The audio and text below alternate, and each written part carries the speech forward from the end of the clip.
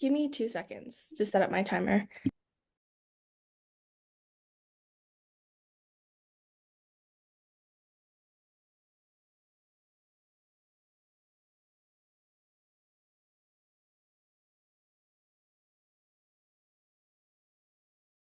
Okay, am I audible? Hello, yes, you're audible. Okay, thank you.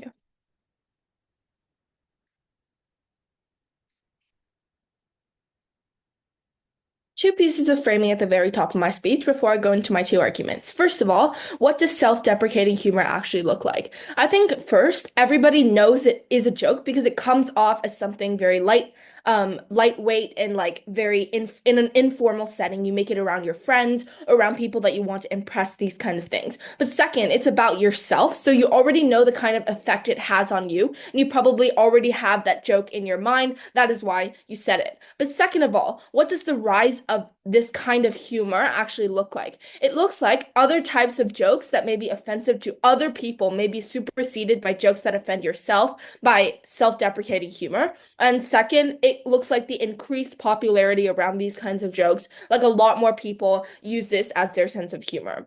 First argument then on why it helps people build emotional resilience. The premise of this argument is very simple. People who are insecure about certain things of themselves can better accept these imperfections and build emotional resilience by adopting self-deprecating humor. A few reasons why this is true. First of all, preemptive acknowledgement diffuses criticism in the real world. Because when individuals openly joke about their insecurities or about themselves, they strip these flaws of their power to hurt. Because in social dynamics, being the first one to point something out or being the first one to point out your own imperfection creates a sense of control. Instead of being caught off guard or embarrassed by someone else's observation about you, they steer the narrative back into their own hands. For instance, a person insecure about their height might humorously refer to themselves as fun-sized before anybody else comments on it. This approach removes the sting of a later mocking remark because you already pointed it out. But second of all, self-directed humor reduces the weight of external opinions from other people or your friends. Laughing at yourself shifts the focus from external validation to internal acceptance.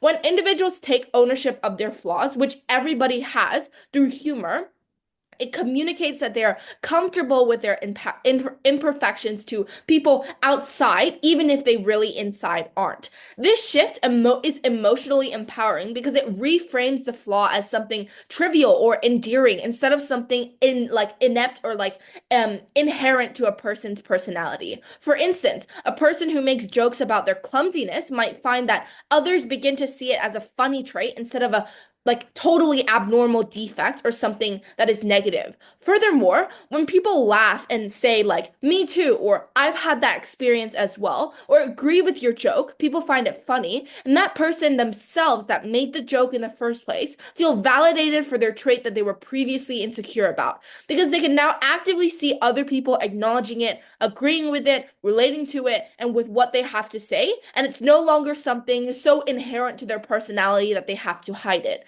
But third, the human nature to please others means that humans are inherently social creatures and we are wired to seek acceptance and avoid rejection from the people around us. This desire to make others make to please others makes external judgment one of the most impactful kind of judgment on our mental state because when flaws or certain traits of ours are pointed out by other people or our friends, that feels like a threat to social belonging, or then it makes people feel like they can't fit in because that's something that other people view them as bad, or that's something other people hate about them when it may not be that way and they were just trying to point it out. However, when individuals use self-deprecating humor, they beat others to the punch, showing that they've already been aware about their imperfections. This not only softens the perceived blow of external criticism, but also shows other people that they may be confident on the outside, even if they really aren't on the inside. People are more likely to respect and connect with those who can demonstrate self-awareness and the ability to laugh at themselves. It enhances social bonds because it creates relatability in an informal setting, which is what people crave, reducing the constant need for validation. But number four, they use humor as a shield and a tool for reframing because humor is a psychological defense mechanism that allows people to process difficult emotions in like a lighter, more manageable or informal way. Self-deprecating humor in particular acts as a shield against shame or embarrassment by reframing flaws in a humorous way and making it light and happy instead of something dark and negative. But number five, I think acceptance of these insecurities leads to growth of a person because the act of joking about somebody's flaws signals a deeper level of self-acceptance. It shows that like we are not only aware of their imperfections but are comfortable enough to share them openly in a joke and an informal setting. This acceptance is extremely crucial for personal growth because when flaws are acknowledged without shame, individuals are more likely to address them constructively rather than avoid them out of fear or denial. Furthermore, when you accept your flaws through humor, you can enhance your emotional resilience by normalizing this imperfection as a part of a human experience because everybody has these flaws. It's not just you. But when people are insecure about something, they feel like it's just them and nobody else has these flaws. When you openly joke about it, that is when you can see that other people have the same kind of impactful, like the same kind of experiences as you. What is the comparative? I think the comparative is to have other kinds of jokes take over as well. For instance, a lot of the jokes made in school or around friends are about other people and about, like, for instance, their appearance or the way they act. Or, I don't know, the way that they may speak. These kinds of things are jokes that supersede on their side of the house because, like, to be fair, realistically, that is where jokes come from. Jokes come from making fun of other people, or jokes come from telling something funny about what you saw, these kinds of things. Second argument, why it empowers individuals. I think in the status quo, insecure people avoid drawing attention to it or discussing their insecurities. When self-deprecating humor becomes more popularized, individuals are able to see how around them they have insecurities as well. But second, individuals who have experienced people making fun of their insecurities instead of now reclaiming that power and using it for themselves because that's what self-deprecating humor is about. This serves to take power away from their oppressor's words, preventing them from continuing to inflict the mental harm on them. For instance, this is how like marginalized groups like people of color or queer people have reclaimed slurs historically used to verbally abuse and discriminate them. This power has to be in the hands of an individual, not of an entire group of people. We think self-deprecating humor is great.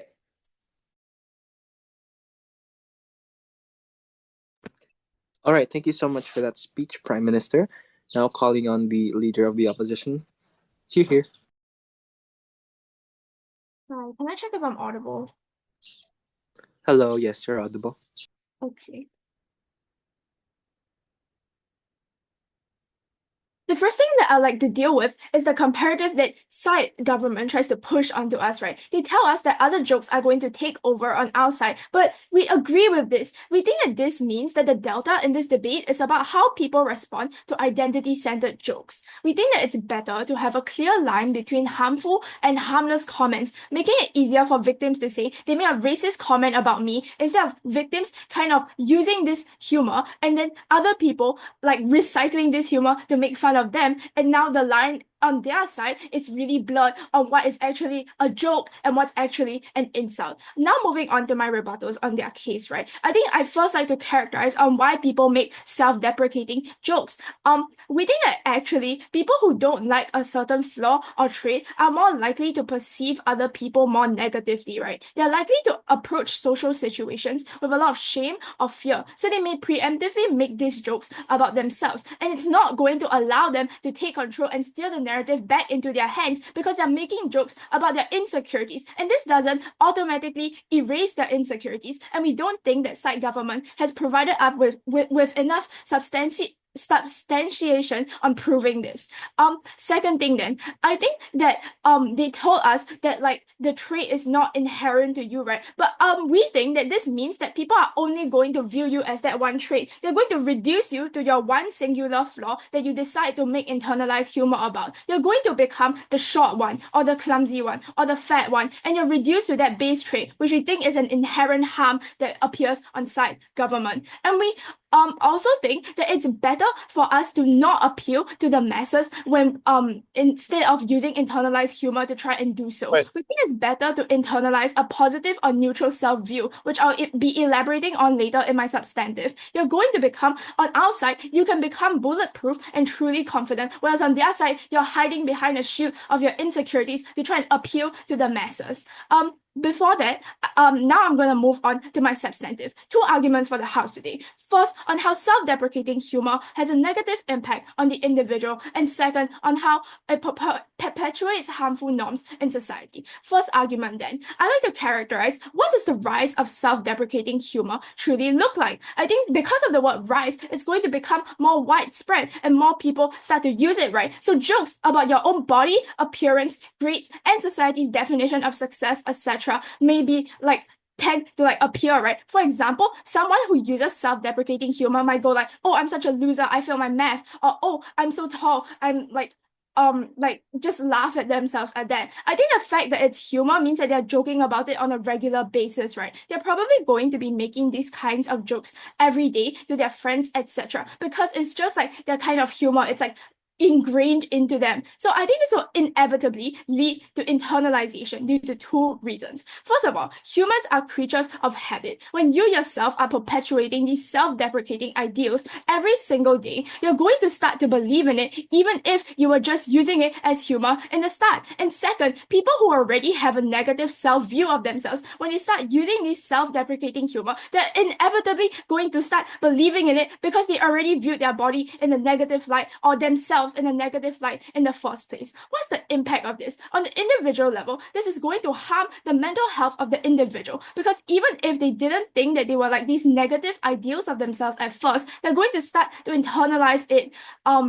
And this will lead to a negative self-view, which is like low self-confidence, right? Internalization, notably, pushes these individuals to accept the fact that the traits that they possess are negative. This is a passive acceptance of a negative view of themselves. Two impacts. Practically, self-deprecating humor has a very real and tangible effect on the individual. At the very least, they're going to have lowered self-confidence, right? Even if some of these people were viewing their bodies in a neutral light, in the best case, their mental health would stagnate. Like it would not improve, or they might be even more inclined to viewing themselves in a negative light. In the worst case scenario, they're going to internalize this and will lead to worsened mental health. Principally, we believe that we all have a right to view bodies in a positive light, right? Everyone deserves to feel confident and comfortable in their own skin, and we don't think that side government can achieve that with self-deprecating humor on their side. On our side, you can achieve this principle while mitigating the harms that I mentioned earlier. Now moving on to my second argument on how it perpetuates harmful norms in society. The problem that exists on their side of the house is that making self-deprecating jokes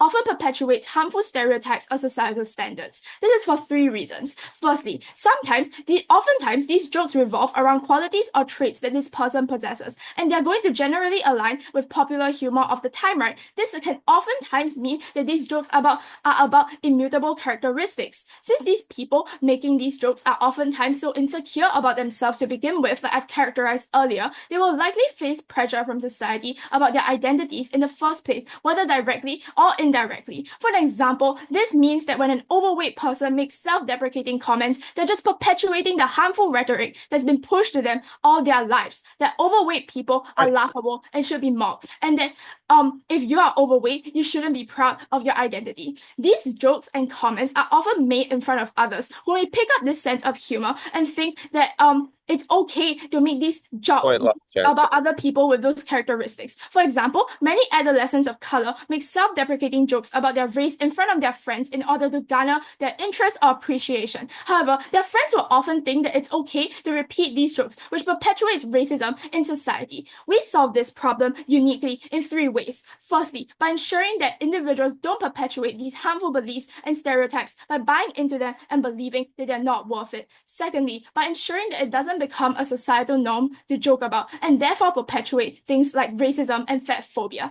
Thirdly, we draw a clear line between humor that is, for example, racist and humor that is not. This means that it's easier to call out racist behavior because victims don't have to rack their brains wondering if it was just a joke, which can demean their feelings and experiences. The impact of this is that we have a society in which it's less normalized to perpetuate harmful stereotypes and commit microaggressions against people because of the beliefs you've internalized about them. If this is the crucial weighing in our case, right? The magnitude of harm on their side is much higher than ours because you can normalize talking about your experiences as someone with these characteristics in other ways. You can have social media outreach, you can engage in debates and discussions, etc. And we think that the harm that comes from making these jokes widespread also comes from people picking up this humor and society perceiving these topics as normal, perpetuating harmful norms. Therefore, because we win on principle and we win on the practical, I've never been prouder to oppose. Thank you so much for that speech. LO, now calling on the Deputy Prime Minister. You're here.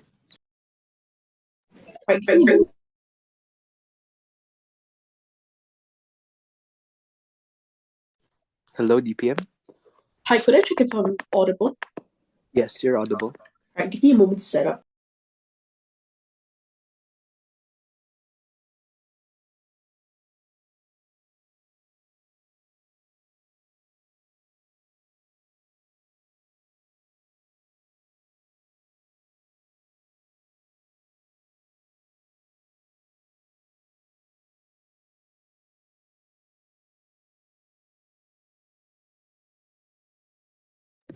I'll be starting my speech in 3, 2, 1. Before I begin my clash, a few battles for the House today. Firstly, on side opposition's point about how it's better to have a clear line between harmful and harmless jokes. We think that jokes are clearly jokes when they're actually made by you. My Prime Minister has already explained that to you, and we don't think that people are actually going to make a joke. Take this joke that you've made about yourself and actually use it against you, because then it becomes an insult. And we think that this is very clear even on our side of the house. We think that it still offers avenues for recourse, right? Next, on their point about how we lack substantiation on removing the insecurities. Ava has given you 5 structural reasons on how we remove insecurities. Clearly, opening opposition is not listening. To recap, she's told you that preemptive acknowledgement diffuses criticism and thus makes people less susceptible to sort of criticism that come their way from other people. Self-directed humor actually reduces the weight of external opinions, right? And human nature to please other people actually means that people are more inclined to do self-deprecating humor instead of other methods. And we think that humor acts as a shield, as a tool for reframing. We think that acceptance leads to growth in a person, right? And I'll actually give you a few more reasons here, right? We think that how we actually better serve to empower individuals is because we popularize, on our side, self-deprecating humor is popularized, and this actually helps the individual to understand that their insecurities are something normal. When you see other people also talking and joking about their insecurities, it means that they're more likely to start opening up about their insecurities and use self-deprecating humor as one of the means to do so. So we see that there's a spectrum of outcomes, right? On our side, in the worst case scenario, insecure people notice that others have insecurities too. They notice that other people might criticize them for this, but they actually preempt this, and we think that they might, at the worst case, receive a marginal confidence boost. Or in the best case scenario, they're actually able to open up about their insecurities, diffuse criticism, and reduce the sort of harms that come their way, and thus have a greater sense of self-esteem, right? So we don't think that opening opposition is this and responded to it clearly, right? Next, on their point about how it reduces us to the base street. It's very unlikely that the people that you make these jokes around, these self-deprecating jokes, will reduce you to this trait. Because usually you're going to make these jokes around people you're friends with, people who already know you well. You're not going to go up to an acquaintance or someone you barely know and say, oh, I'm so fat, like, I fell down the other day or whatever, like I'm so clumsy, whatever. I don't think this is the type of thing you're just going to say someone you don't know very well. So that means these kinds of individuals that you're actually making these jokes to know who you are, they know what your personality is, they're not just going to diminish you to something you made a joke about once or twice, right? And they've also said that everyone should view themselves in a positive light. Note here that their side has actually not brought any exclusive benefits to the table, right?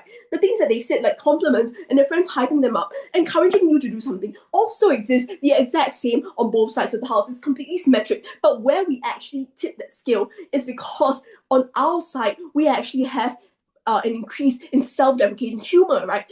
And this actually serves to benefit the individual, right? Jokes fundamentally on the other side don't have any positive impact in the first place. They're going to be making these jokes about other people. They're going to be making fun of other people. Whereas on our side, it's actually directed towards change in yourself, in the way you view your own insecurities. And our side is thus the one that actually serves to make people view themselves in a more positive light, right? So we think that the comparative of having these other jokes against other people is far more detrimental and to like other people and yourself, because it's going to make other people perceive you negatively, right? Whereas on our side, these jokes are actually going to make people sort of resonate with you and sort of understand. And we think that these jokes are actually going to be sort of the gateway to allowing you to sort of like acknowledge these insecurities and thus empower yourself, right? But before I continue, I'll take that point. Since when is self-deprecating humor mutually exclusive from humor deprecating others? Because just because comedians exist does not mean racism decreases. So could you repeat that? Oh, sure. Since when is self-deprecating humor mutually exclusive from humor deprecating others? Because just because comedians exist does not mean racism decreases. Okay, yeah, we've never told you that they're mutually exclusive from one another. What we're just saying is that on our side, there's a rise in self-deprecating humor, and this actually is going to overshadow these other types of humor that put down other people. So instead of going to school and saying, oh, that new girl must be so clumsy, she just fell down the track while she was running, you can make a joke about yourself, like, oh, I must be so fat, I'm big bag, I just ate like 3 packets of Oreos for lunch or whatever. I think that kind of thing is actually what's going to happen on our side, where people are actually targeting these jokes towards themselves, where they know that they're not going to hurt anyone because they're making these jokes about themselves. They know that there's no malicious intent because it's literally made by themselves, and thus it's actually going to be more beneficial on our side, where there's actually less propensity for someone to get hurt or someone to be perceived negatively, right? So we think that on our side, we actually better benefit these individuals. And this actually brings me to my clash on who better benefits the most vulnerable individuals in society. Firstly, then, the vulnerable individuals like to talk about are those who feel insecure about themselves or those who are often sort of made fun of, right? So we think that the first thing that we bring to the table is what I've already told you and what Ava has already told you in the Prime Minister's speech, is that we actually deflect sort of the jokes that people make away from like putting down other people, away from criticizing other people, and instead onto themselves. So we think that this has a far less sort of propensity to cause harm. It doesn't cause harm on such a great scale because people are not going to be put down by others as much, because more people are going to be making jokes about themselves. They're not going to be making jokes as much about other people. While we do acknowledge that we can't completely eliminate the potential for people to make jokes about other people, we think that it's still greatly diminished on the outside, where there's an actual alternative sort of way of humor actually emerging and actually rising and growing in popularity over this kind of putting other people down. And we think that our side actually does this better, right? And we think that on our side, this is actually going to better benefit people. But the next more important thing is that we think that on our side, these insecure people are actually going to be benefited, right? Because they're actually going to be pointing things about themselves, going to be the first one to point out things that they're insecure about, and thus people around them are not going to sort of criticize them as much, or maybe these criticisms will lose the sort of weight that they carry, right? And these people are actually going to feel more confident about it because they're actually reclaiming these sort of ideas that people have of them and making it into something funny, something lighthearted, something that it's not sort of a valid avenue of criticism as much anymore. So we think that on our side, people are actually going to prefer this deprecating humor. People are going to use it more. That is why all our benefits still stand, and that is why we take this debate. All right, thank you for that speech, DPM. Now calling on DLO. Here.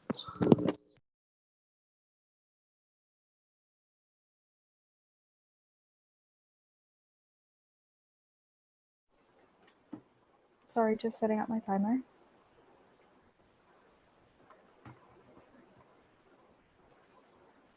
All right, just confirming I'm audible and visible.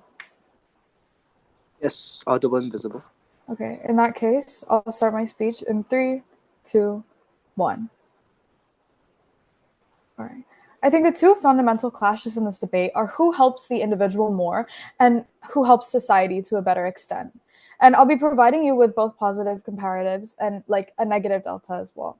So, on who helps individuals more, I think that both sides have already recognized that these jokes and comments about immutable traits are going to be made on either side. So, I think that the real difference here is the response and reaction to these jokes that occurs. They tell us that jokes are clearly jokes when they're made about you. But I think it's definitely not clearly a joke when it is actually quite obvious that someone is insecure when they're constantly making self-deprecating comments about themselves. What do I mean by this? I mean that these jokes become normalized and this becomes internalized in the person's sense of humor. So they're often repeating these same jokes over and over again or parroting the same things back. In that case, it's extremely obvious that they're insecure about this trait or that it's a trait that they think is important to themselves or their characteristics. We think it reduces you to your base traits because when these jokes are parroted over and over again, it becomes a running theme in places like your friend group or spaces you're associated in. And it oftentimes does become easy to associate these jokes and comments with the person that you're talking about. And I think that the normalization that occurs on their side of the house is something that cannot be ignored. But now to address the 5 reasons that they bring us, which my first speaker has already done, but I'll do from a different angle again. Firstly, they tell us that preemptive acknowledgement reduces criticism. We think, if anything, preemptive acknowledgement actually makes you look less confident because you look more insecure when you jump to demeaning yourself in a conversation. Secondly, they tell us that human nature is to please other people, but we think that you shouldn't exist to please others. They tell us that they want to uplift people of color. They tell us that they want to uplift overweight people. Like, to truly uplift these groups, we need to allow them to defy these norms, not to buy into them and believe that these characteristics are things that they should be insecure about or are things that are negative traits. Because inherently, if you're making deprecating jokes, you're perpetuating ideas about those traits being negative. Like things like, I'm so overweight, I look so bad, for example. They also tell us that humor acts as a shield. We agree, but this shield prevents people from actually truly growing by defying these societal norms. The best possible shield you can have is actually becoming secure in your identity and internalizing more positive or neutral beliefs about yourself or about your own body. They tell us that acceptance leads to growth in a person, but we actually don't think this helps you accept those traits when they're brought to the forefront of your mind over and over again, and you are constantly thinking about how this trait is negative. We don't think that this actually leads to acceptance. But they also tell us that they popularize self-deprecating humor, and it helps the individual to understand that their insecurities are actually normal because they see other people all around them, who also have those insecurities and who are casual about it and who are joking about it. But we disagree. Because we understand that insecurities come from somewhere, right? Yeah, they come from norms that society has perpetuated. And in making more self-deprecating comments, you perpetuate these norms to a greater extent. But also, we think it's extremely harmful because when you view another person who looks like you, who you have a connection to, clearly being insecure about themselves and making jokes about their own identity and how it's negative, you internalize the belief that you should also therefore view yourself negatively because someone who looks and acts just like you, views themselves negatively or doesn't like this trait.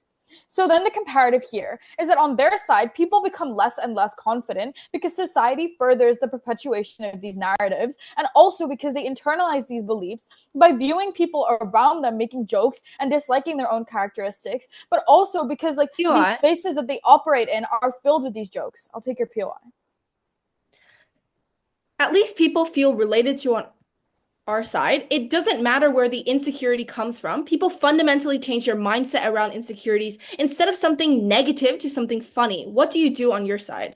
We don't think that just because you're making a joke about something, it's therefore not negative. When you're making a joke about something, you're downplaying it completely. But that doesn't mean that the joke itself is not negative. In deprecating yourself, you are inherently making a negative comment. And on solidarity and relatability, you can still have solidarity and relatability with these people because you can relate and connect to them because you have this base trait. You can connect to them in other ways as well when there's a more clear line between humor and a harmful harmful comment because you can relate to them by being like, oh yeah, I also struggle with body dysmorphia. Oh yeah, I've also faced racist comments growing up. So I don't actually think that that is too different, like on either side. But also, like, in terms of going back to my clash on like where confidence actually comes from, on our side, people defy the notion that they should be insecure and embarrassed about their immutable traits. It allows them to become more confident over time because they're not constantly repeating the narrative to themselves that they deserve to feel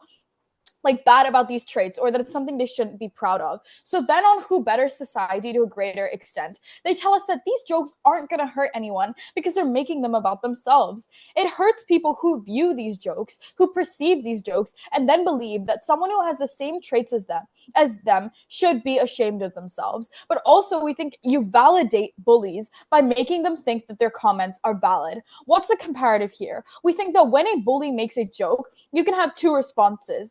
One, when self-deprecating humor is popularized, you are viewed as negative when you don't accept this comment as a harmless joke. You are viewed as negative when you aren't funny or you don't have a good sense of humor. And so you can't actually react to this joke negatively. You can't tell the bully, like, this was not appropriate for you to say about me. You have to play it off. But the response that actually comes from people on our side of the house is not having to act funny, not having to accept the bully who has made these jokes. Instead, you are able to stand up to what they've said. You are able to draw a clear line between humor and a comment about your identity that should not have been made. And you're able to say, like, this is inappropriate and you're not allowed to say that. You, like, no longer have to be the funny one. It's a way of silencing, like, minorities, if anything, when you tell them that they have to be funny. They have to play into, like, humor. And if they're not funny, then, like, you can cast them off and like get rid of their opinion essentially. So we better society to a greater extent because we stop normalizing bullying. We allow people to have a clear line between harmful and harmless, and we allow minorities to stand up for themselves. We win then because we give people a true sense of self-confidence in defying society's norms and being able to accept their traits, and we don't normalize bullying. Simon's side proposition. All right, thank you so much for that speech, DLO. Now calling on the member of government. Here. Cool. Can I be heard? Yes. Yep. I'll just take POIs verbally, please.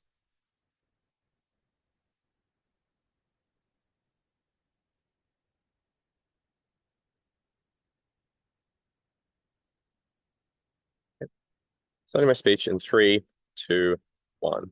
If you're like me, at the end of that OG case, you had one major question.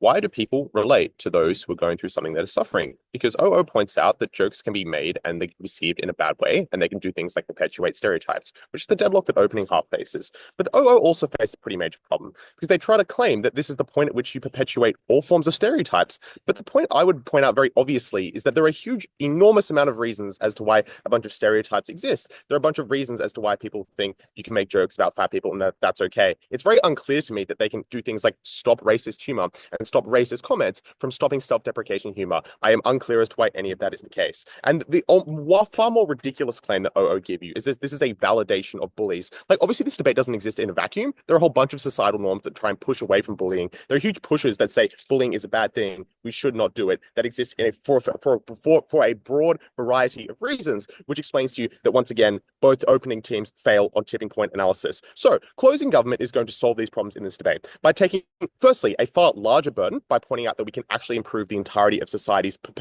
focus on humor through things like major comedians, and also secondarily prove a far more direct impact and prove that it actually is self-deprecating humor that is actualizing any of these benefits, which is the problem that both opening teams face. 4 extensions then for closing government, all of which centered on how this improves society. The first thing that we would like to point out, and the most direct impact that we can immediately point to, is that you immediately now don't hate on other people because you're pointing out things that you find to be self-deprecating about yourself. Firstly, why is this the case? The thing that we point out here is that you are immediately socially ostracized if you do something like make a large joke about someone else, because there is clearly now an alternative to doing so. In the last 20, 30 years, when self-deprecating humor has evolved and been developed, and comedians like Gabriel Iglesias and Aziz Ansari have begun their work, it has become clear that making fun of other people is now not the only way to point out humor, It's like that is what this debate is about, right? Like the rise of this type of thing, the rise of this type of humor, which is just not something that human beings conceived to be possible, because we thought that the only way you could be funny was to make fun of other people or make centralized jokes about other people that often conformed to things like racist stereotypes that were obviously quite unacceptable. But obviously now that we know that there's a way that you can do that without harming people, coupled with all of the other social norms that exist that say things like you can't bully and you can't make fun of other people because that is something that's wrong, and coupling with things like protected classes, which means that racist humor is something that's incredibly unacceptable for very good reasons in the 21st century, which does just mean that you do have a very direct impact from things like the rise of self-deprecating humor, making other forms of humor unacceptable. This is what you have to turn to. This is the thing that is acceptable to do in society, which means that this is a more popular form of humor and the one that people turn to far more. Cool. The second impact here is now we have a society of relatability because we collectivize our insecurities. And I would note here that OO do try to point out that you have things like relatability because you can connect to others that are in the world around you. But I would ask once again, why is that the case? The key mechanism that unlocks that benefit and why we can take us above our opening is because it is vulnerability that is what is able to connect you with other people. It is you saying, this is the thing about me that I don't find the most attractive. Maybe you are someone who's really short and have that as something that's a problem. You being very vulnerable is something that immediately connects with you with other people. why? This is a very intuitive argument because you are able to engage with other people far more likely, far more directly on something that is far more closer and personal to you. People respect other people who come out and point out things that are far more direct and close to them. There's like a culture of seriousness around serious issues. These types of things aren't made fun of, and that culture of vulnerability is what enables you to connect with other people, is what activates that mechanism of collectivizing your insecurities and what improves society for the better. We now have relatability on things that are issues. People can connect to other people who have similar insecurities on that mechanism of vulnerability, which is something that exclusively closing government brings you. Third extension then, why does this water down tensions between different races worse? Because this is a claim that's wildly asserted by both opening teams. They never proved to you a valid mechanism as to how we can do things like worsen in types of environments, improve environments about jokes to do with things like race and sex and all very contentious topics. Cool. There are four key mechanisms as to how this actually occurs, which is what wins us this debate. The first thing I would note here is this type of humor often deconstructs stereotypes. How does this happen? It often breaks down awkwardness. That is like what humor does, right? It breaks down that social awkwardness about conversations that are generally very difficult to have, generally very uncomfortable to have. Most people tend to opt out of those sort of conversations because they don't think it is a place for them or it is socially unacceptable to do so. Whereas humor is something that's very different. It's something that you can just opt into far more easily, and people are generally far more comfortable engaging with that. Comedians in particular, comedians of color in particular, people like Aziz Ansari, people like Gabriel Iglesias, are ones who can open those doors and open those conversations. And this is what that second mechanism is.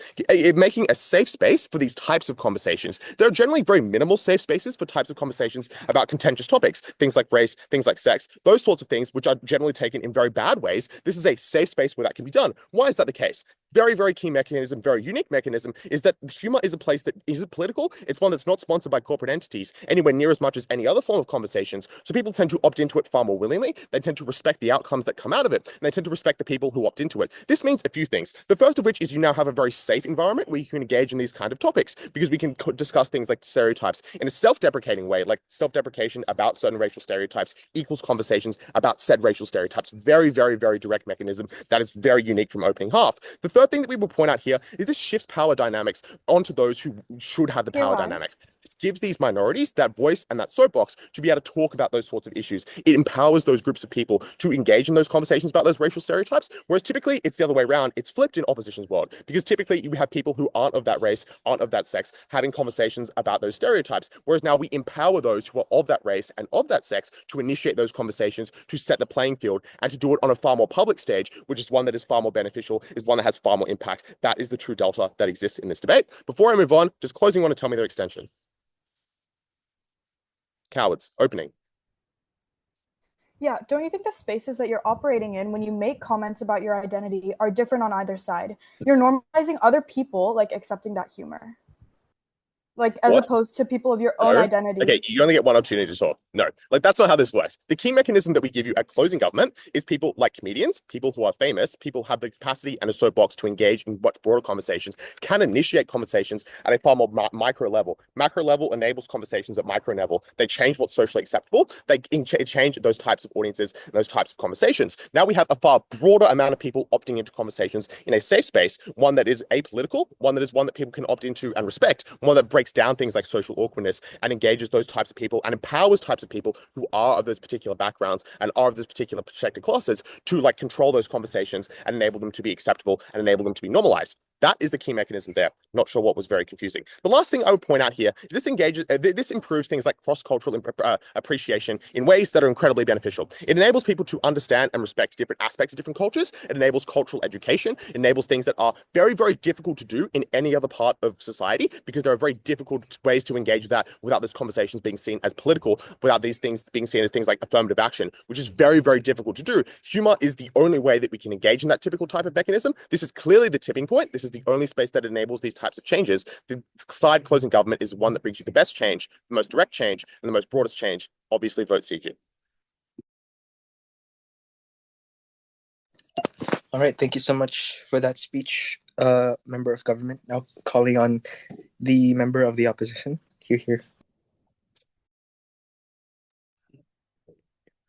All right, judge ready, teammates ready, opponents ready. My time starts now. As an opposition to a THS motion, we don't have to provide a functional counterfactual to win. We only need to prove that self-deprecating humor is bad to win this debate. With that out of the way, let's start with our rebuttal. The rebuttal of the opening half is quite simple. Their argument is that either it normalizes imperfection and it allows you to take your flaws in stride, functioning as a sort of shield.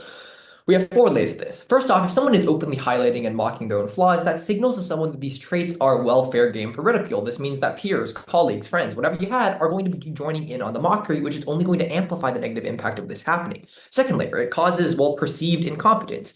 In places like professional settings, which is, I remind you, a setting that the proposition completely ignored, like a job or a workplace, self-deprecating humor is only going to be misconstrued as a lack of confidence or competence, which means your credibility is going down. If a coworker makes fun of his flaws or his problems, how confident are you going to be to work alongside him? If someone like a team leader or a boss, he frequently downplays or makes fun of his own abilities, is that going to inspire confidence in the team or respect for that person themselves, as the proposition would like to claim? No, the only thing that happens is effective leadership is hindered and team cohesion and confidence drops. The line of logic they apply does not work in the real world and only causes harms. Third layer, they say it allows you to fit into friend groups, yet it's not real friendship. Your emotional value to them only exists insofar as you make fun of yourself. If you stop making fun of yourself, then your value to them is lost. So how real, genuine, or healthy actually is this friendship? Is a friend group that only accepts you because you turn yourself into a butt of a joke a true friend group? You can't even tell them to stop because, again, you're only accepting that group because you make fun of yourself. For the final layer, I'm going to attack their cases of at a core level, as opening did. Their entire case hinges on the idea that making fun of your flaws, taking those flaws and meaning you take those flaws in strides, are sort of immune to the negative aspects of it, where it becomes a shield of sorts. However, even if you bring it up in a joking manner, just continuing to mention your flaws over and over and over and bringing it up for mockery and exposure from your friends and coworkers really solve it? Self-deprecating humor only offers this superficial mean of addressing personal flaws. Its long-term effects are only counterproductive to what you want. It doesn't foster true acceptance or resilience like proposition would have you believe, and it only perpetuates this negative self-perception and invites ridicule from whoever you share it to, and it hinders personal and professional growth. CG brings up the case that self-deprecating humor is the better option, since before self-deprecating humor, the only option was to make fun of other people. Okay, fine, sure, self-deprecating humor prevents direct insults towards others, sure. However, this binary perspective that CG adopts overlooks the wide spectrum of humor that doesn't involve self-criticism or disparagement of others. There are so many ways, let me just list a few, like observational humor, wordplay, puns, satire, parody, storytelling, anecdotal humor, and so much more. There are so many other ways to make people laugh that aren't filled with toxicity. You can engage and entertain people on the micro and macro level without the potential negative impacts that are associated with deprecation, or mocking others. The fact that other types of humor exist means the point doesn't really stand. Now, I just talked about the potential negative impacts associated with self-deprecation or mocking others. This is what my extension covers. It encourages the toxic environment between friend groups.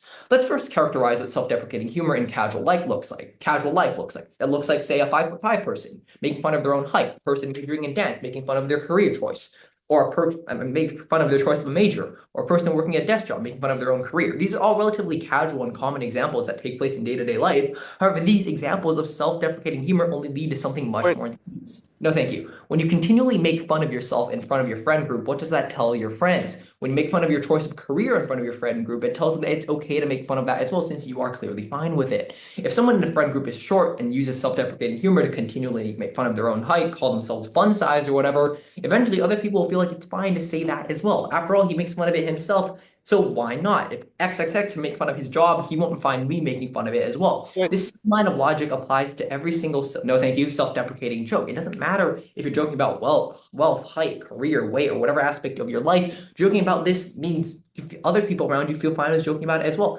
This is not some far-fetched, unrealistic situation. It is a common occurrence. Think about, well, your own friend groups.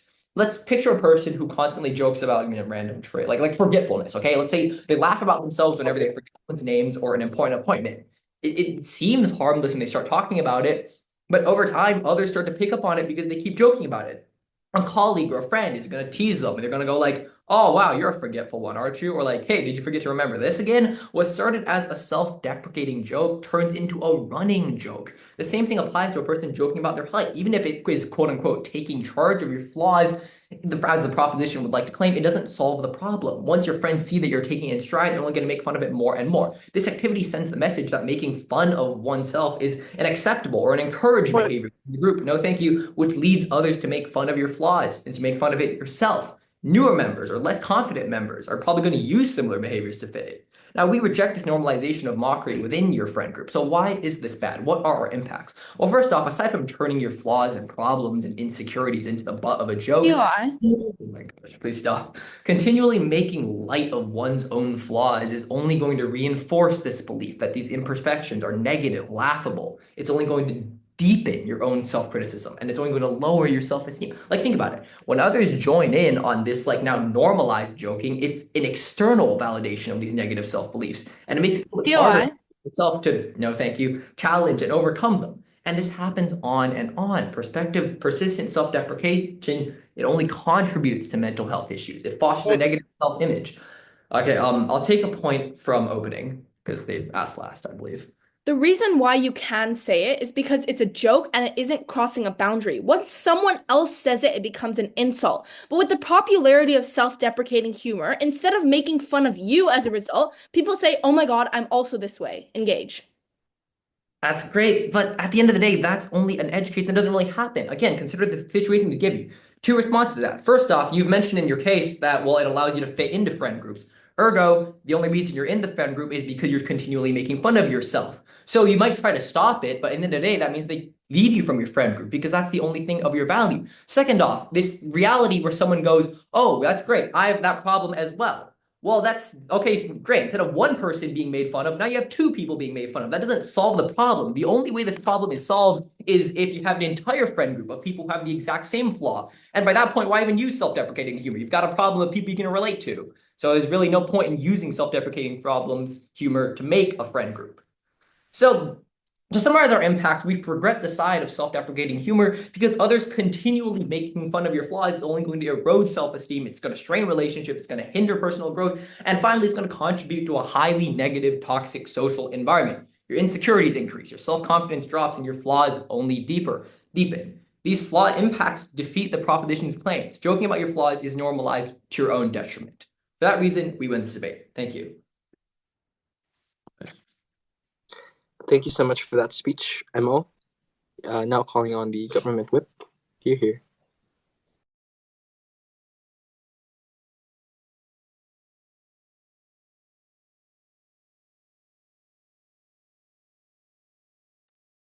Am I audible? Hello, yes.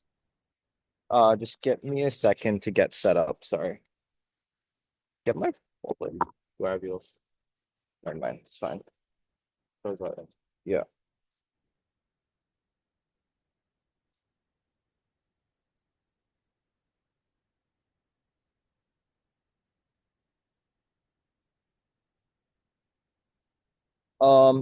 Okay. Cool. Starting my speech in 3, 2, 1. I'm gonna start the speech by pointing out the opening half deadlock. OG and OO are kind of like stuck for their entire I don't know 30 minutes that they have to talk. Going on back and forth about whether internalizing your insecurities or whatever is good or bad, or whether this stops or encourages hateful jokes. But they never actually are able to conclusively prove they are never able to conclusively prove why they actually win or get any benefits on each side of the house. And they both fail in tipping point analysis because they never actually show why they actually reduce hateful jokes. So like the entire mechanism just devolves to like just be happy, bro, if someone like insults you about like you being fat or whatever, which doesn't seem like a very compelling mechanism to me. But like I'm gonna engage with that anyways. But just noting here, like in both worlds, in like the worlds of all teams, like they don't do anything to actually address the fact that bullies still exist. So we're going to win this debate by actually not missing the nuance in this debate. We're going to recognize the fact that countervailing social norms actually push bullies away from like bullying people. But noticing that bullies exist anyways, we are going to point out the real delta in this debate lies when you actually are able to cause when you're able to cause cultural kind of conversations to arise about things like fat phobia, about things like racism, about things like gender-based discrimination. Tom already tells you in extreme detail why this actually happens. We point out to you that like when people with a platform, things like top 5 comedians like Gabriel Iglesias, when they have the capacity to act, like probably 80% of Gabriel's material is self-deprecating, which is like points out why his platform gives you an immense kind of power to actually enforce societal change and actually start conversations about why things like, I don't know, like body jokes about like people being fat, whatever, are bad. I'm going to start with this debate by just weighing OG out of it because I think like this is the easiest method for us to win over any team in the debate. But OG gives you 3 kind of substantive pushes. Firstly, this makes you in control of the narrative, but just noting here that bullies still exist. Like the mechanism for this is basically just be happy even when you get bullied. This doesn't seem like a super strong win condition to me. Second push they give you is that you can reclaim language about things like slurs or whatever. Like queer people can reclaim slurs, but like queer people still get attacked. Like there's still violence committed against queer people. Like we can't really change the fact that like queer people are like hate crimed against if you don't change the fact that like people see queer people as being like really different to them or like bad or whatever.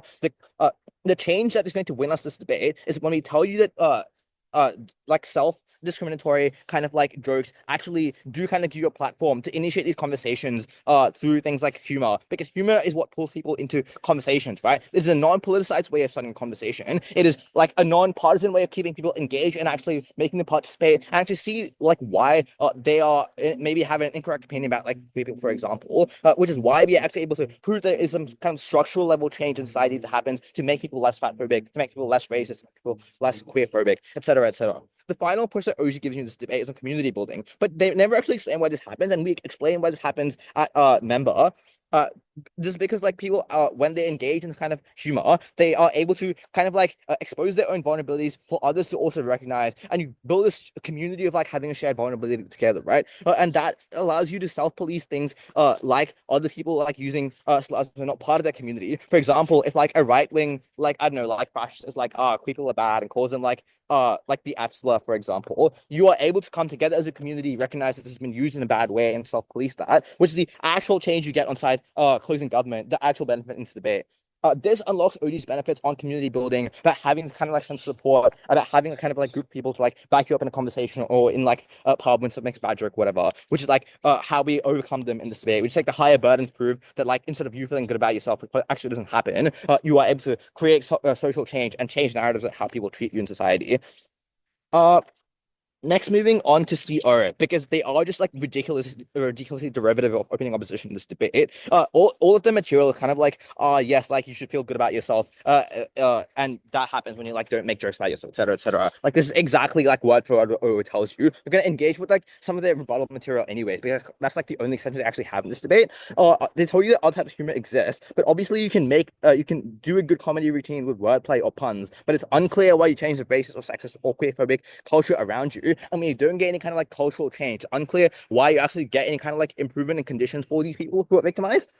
And when that doesn't happen, obviously this loses debate, noting they are very derivative of second thing to tell you is like, just like feel good, don't be happy, just be happy, bro. Firstly, why are you able to feel good when these jokes aren't said, when that like bullies still exist, and also doesn't stop the hate you get, like you are still being hate crimed, etc., etc. I might take a point from opening before I go on to them. Hearing none. Moving on. Finally, the last team in this debate is obviously OO, and I think they probably have the clearest win condition in this debate. I'm going to tell you a couple of pushes. Firstly, to tell you that, like when you express your insecurities, other people are able to exploit this more easily. Just like noting that this still happens under their world as well. Like even in a world where you don't like expose your own insecurities, for example, or like bullies can still identify that. Like you're going to be fat in either world. If you are making fat jokes about yourself in one world, bullies are probably making fat jokes about you in the other world. So even under their world, bullies are going to like publicly shame you. This seems bad. You don't actually get any kind of change. The response is just to be like this reduces your personality to one trait. If you're just like making funny jokes about like you being funny or whatever. I don't think this is true, and I think it happens anyways. But like even if it's not true, like you go from being like the short guy to being like the short funny guy who makes jokes about him being short, right? Like you still gain the extra trait of like being funny. This seems like a net benefit on side closing government. Finally, they tell you that like harmful stereotypes still exist, but like if you're fat in both worlds. In one world, you can talk about your issues in an engaging way. In opposition's world, you can just have like cops from other people. They tell you that like this doesn't like reduce like the ability for people to hurt others. This is true, but obviously racist characters of behavior attributed to your minority like a lot of people to actually like engage in that. There's some shock value. Like Tom explained, there's like some shock value to this kind of content. Like you're able to like pull people into conversation about like whether or not that's something that's right to do, something that like you should actually engage in. And we are able to like change people's minds about whether or not like you should be queerphobic or not in society. Obviously, if we are able to actually prove that like less people are queerphobic, then we believe that like less hate happens to queer people. This seems like a net win for like every minority. And finally, so you like if this dominates your humor, like you just become like unfunny. I'm unsure what like the impact of this actually is. They never make this out, but also like there's zero delta about this. And the last kind of side push they give you is that like this validates bullies exploiting insecurities. I'm noting here again, like, this doesn't exist in a vacuum. Like you cancel police use of, for example, the N-word. Like at the point in which you are able to like exist in a shared space of vulnerability and you are able to police your own community, that is when you are actually able to like gain the benefits of community building. That's when you're able to feel safe in a community of people like you and just, like, in society as a whole. So proud to propose.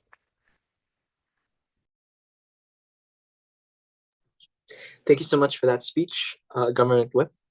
Now calling on to conclude this debate, calling on Opposition Whip. Here.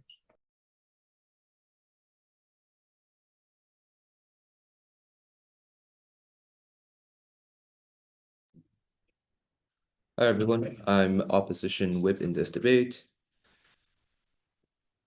Please don't like heckle me with POIs like you did with my partner. Anyways.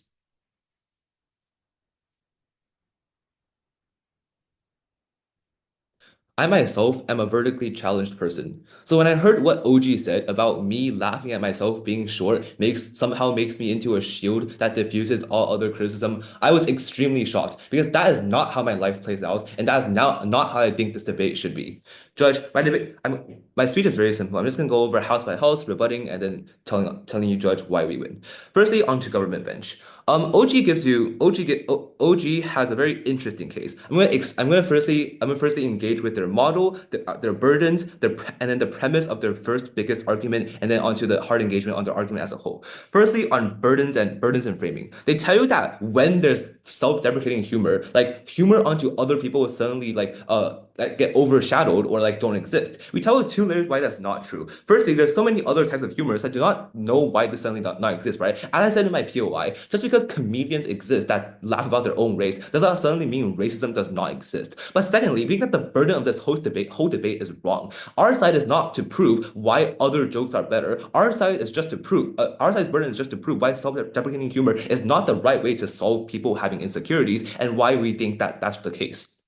But I think moving on to their first argument and their biggest argument, that like emotional resilience and like not letting other people laugh about you, like this whole argument, right? But firstly, I think there's a huge premise that is very easily tackled down. The premise is that these people with insecurities can very comfortably share about their insecurities. As I said, I myself am vertically challenged, but I don't think I can comfortably share to anyone of my friends that and laugh about constantly that I'm short or like I'm vertically challenged, right? I think that there's a human will to think good about themselves. themselves. So there's a huge like barrier to overcome when you start self-deprecating, let alone continue it. So I think that no, all of this does not come very easily, and not only do only a small minority of people can actually have the courage to do that, but it also means that even if they start doing it, it does not mean they can continue doing it. So not only this is not long term, but it also means it brings much more harm to themselves. Ultimately, I think this whole argument already falls because the premise of this having emotional resilience is you being able to do it in the first place. But even then, I'm still going to engage with the argument as a whole. Why do we think that I think three layers to the argument as a whole. Firstly, pleasing others is not a good thing because we think that at the point at which people are often mean towards you, which is like in every friend group in the world, mean people exist. We do not think pleasing others is a good thing. It only means more mental health to yourself. But secondly, second layer, their whole point is about like joining friend groups and fitting in. We think that we would like to trade out like joining a big friend group in exchange for real friends. Because note that there's two choices here. Either you join a big friend group, but the only reason you join them and the only reason they accept you is because you make fun of yourself, or you join for like a much smaller friend group and less people recognize you, but you actually get real friends who don't laugh at you and can like actually empathize with you without humor. This looks like, for example, support groups for queer people or support groups for people with disability, and we think that that's much better. And I will take that any day rather than joining into a big and popular friend group, but only no, thank you, but only being in there because they accept me, only because I laugh about myself. And not only that, you also attract attention to yourself that you might not even want in the first place. But thirdly, the counterfactual is that, I already talked about that.